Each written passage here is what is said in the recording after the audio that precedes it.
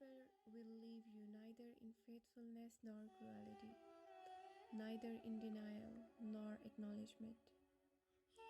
Whenever you turn your heart towards something, severity will detach you from it.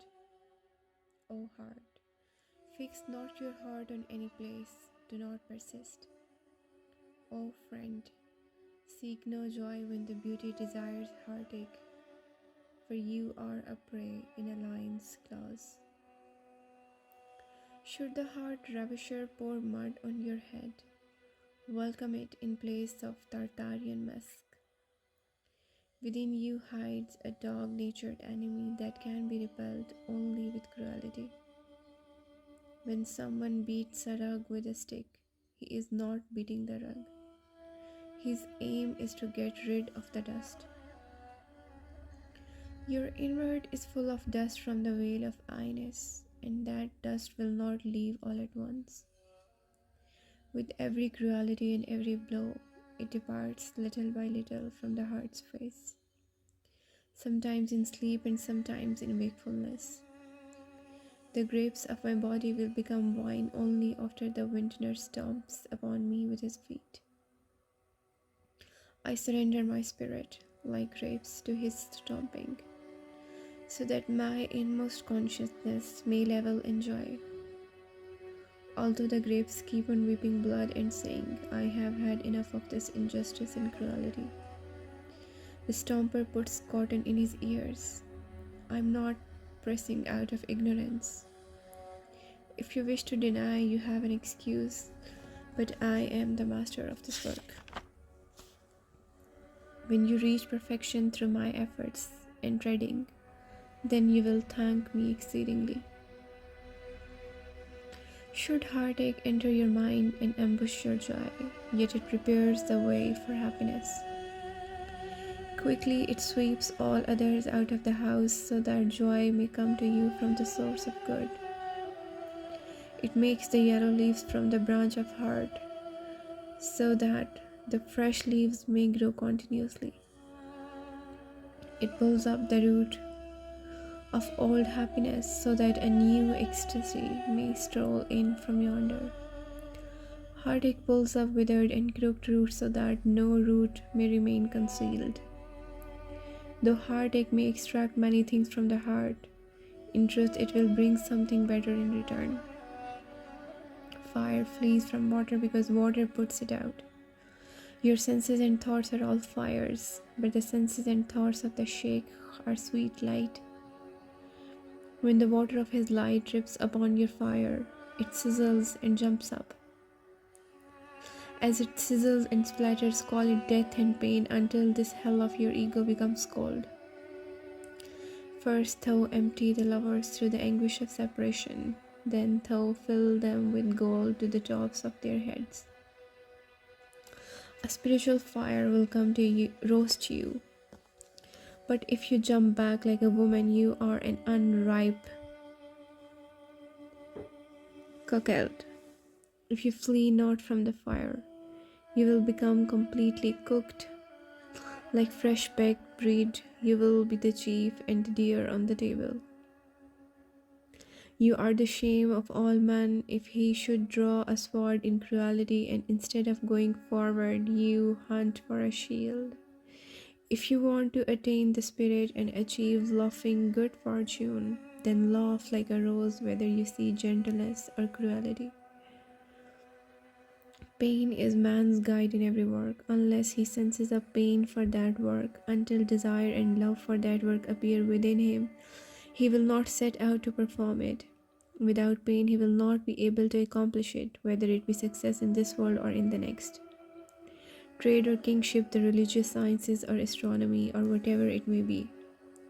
As long as Mary did not feel the pain of childbirth, she did not go toward the tree of good fortune, and the pangs of childbirth drove her to the trunk of the palm tree.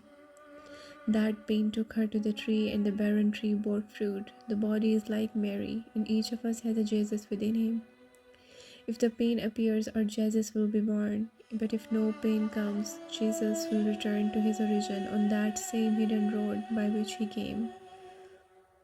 We will be deprived of him and reap no benefit. Your inward spirit is poor, but our outward animal nature is rich. The devil has indigestion, but Jamshed is starving. Remedy the situation now while your Jesus is here on earth. When he goes to heaven, the cure will be lost. If man should see himself at all, if he should see that his wound is deadly and gangrenous, then from such looking within, pain would arise, and pain would bring him out from behind the veil. Until mothers feel the pain of childbirth, the child finds no way to be born. The trust is within the heart, and the heart is pregnant. All the exhortations of the saints act as a midwife. The midwife says, the woman has no pain. Pain is necessary, for it will open a way for the child. He that is without pain is a brigand, for to be without pain is to say, I am God. To say I at the wrong time is a curse, but to say it at the right time is a mercy. The body is pregnant with the spirit. The body's suffering is the pain of childbirth. The coming of the embryo brings pain and torment for the woman. Look not at the wine's bitterness. Look at the joy of the drunkards. Look not at the woman's affliction. Look at the hope of the midwife. Sorrow for his sake is a treasure in my heart. My heart is light upon light. A beautiful Mary with Jesus in the womb. How much the beloved made me suffer before this work settled into the eyes water and the liver's blood. 1,000 fires and smokes and heartaches, and its name is love. 1,000 pains and regrets and afflictions, and its name is beloved. Let every enemy of his own spirit set to work. Welcome to the spirit's sacrifice and a pitiful death. Look at me, for I see him worth 100 deaths like this. I do not fear or flee the heart-keeper's slaying. Like the Nile's water, love's torture has two faces, water to its own people, blood to others. If incense and candle did not burn, what would they have? Incense would be the same as a branch of thorns. Had war no blows of the sword and spears and arrows, Rustam would be no different from a catamite. Rustam sees that sword sweeter than sugar, the arrows raining down better than gold coins. Oh friend, love must have a little pain, the heart must have pain, and the cheeks must be a little yellow. Without pain in the heart and fire in the breast, your claim of fervent devotion is a bit insipid. Oh love, everyone gives thee names and titles. Last night I named thee once more, pain without remedy. I wonder at that seeker of purity who flees cruelty at the time of polishing. Love is like a lawsuit, and to suffer cruelty is the witness. If you have no witness, your lawsuit is lost. Be not grieved when this judge asks for your witness. Kiss the serpent and find the treasure. Hey, tell us in our language, speak not in symbols, speak openly. How long will you drink blood in cruelty? Oh, all your traits are bloody. How long will you bite his liver? How long will you make attempts at his life? How long will you give him bad news? Things are like this and like that. How long will you make his lips bitter? How long will you make his nights dismal? Oh, you whose lips are like sugar. Oh, you whose night is the celestial paradise. Does anyone ever yield poison? Does vinegar rise up out of sugar? How long will you mislead, O greatest misleader? Whatever you do, your lips tell tales of sugar. Whatever movement you make, gentleness is buried within. How should a cypress resemble a straw? How should gold resemble copper? How should you resemble anyone, O King of the day of judgment? Be cruel. Thy cruelty is all gentleness. Do wrong. Thy wrongdoing is all right actions. The stone thrown by thee is a pearl. Thy injustice is better than 100 faithfulness. There is an infinite joy whose name is love. The rule is to complain, otherwise why should there be any cruelty? God said, "It is not because he is despicable that I delay my gift to him, that every delay is an aid. His need brought him from heedlessness to me, pulling him by the hair to my lane. Were I to satisfy his need, he would go back and immerse himself in that game. Although he laments to the bottom of his soul, O thou whose protection is sought, let him weep with broken heart and wounded breast. For I am pleased by his voice, his saying, O God, and his secret prayers." People cage parrots and nightingales to hear the sound of their sweet songs. But how should they put crows and owls into cages? Who indeed has heard tale of that? Know for certain that this is the reason the believers suffer disappointment in good and evil. Let me leave aside the subject and begin to complain of that ten-hearted beauty's cruelty. I lament because lamentation pleases him. The two worlds must lament and grieve for him. Why should I not complain bitterly of his deceptions? For I am not within the circle of those intoxicated with him. Why should I not lament like night without his day?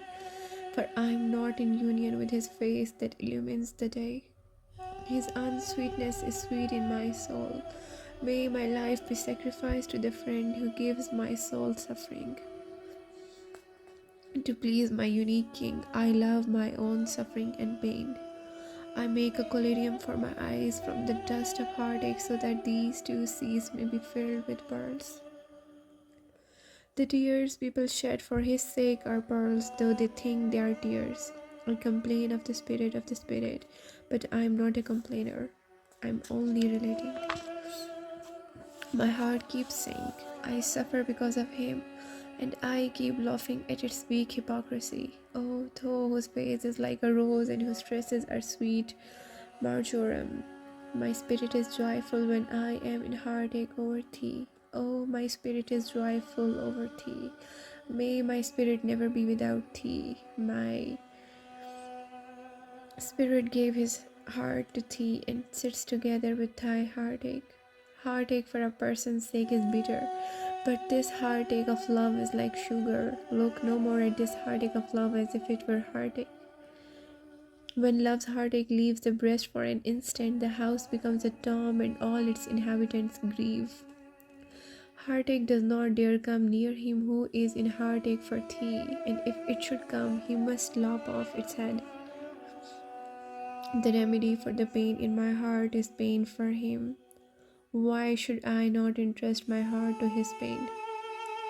When thou send less heartache to me, I grieve and my heart constricts.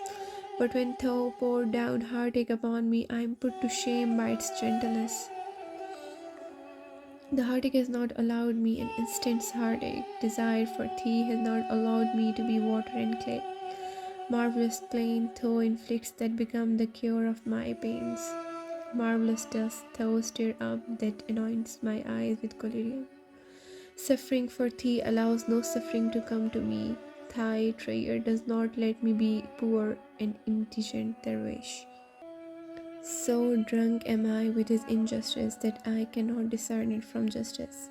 Ask me not about his justice, gentle net and bestowal. Thy bitter cruelty makes me into a pearl, O spirit, for pearls and coral dwell in the sea's bitterness. Thy faithfulness is another ocean, so sweet to drink from it bubble up the four streams of paradise. At the same time of union, only God knows what that moon is, for even during separation, what incredible joy and expansion of spirit. The scroll of my heart extends to eternity without end, inscribed from first to last. Do not leave me. Separation and parting from thee is difficult, O beloved, especially after thy embrace. People avoid death, but dying before him is like sugar for me. Life without him is my death. Glory without him my shame. To die in hope of union with thee is sweet, but the bitterness of separation from thee is worse than fire. O thou who are our benefactor, make firm our feet. Without thee ease is tribulation and health is sickness. Thou speak in separation and parting. Do whatever thou will, but not that. 100,000 bitter 60-fold death are not like separation from thy face.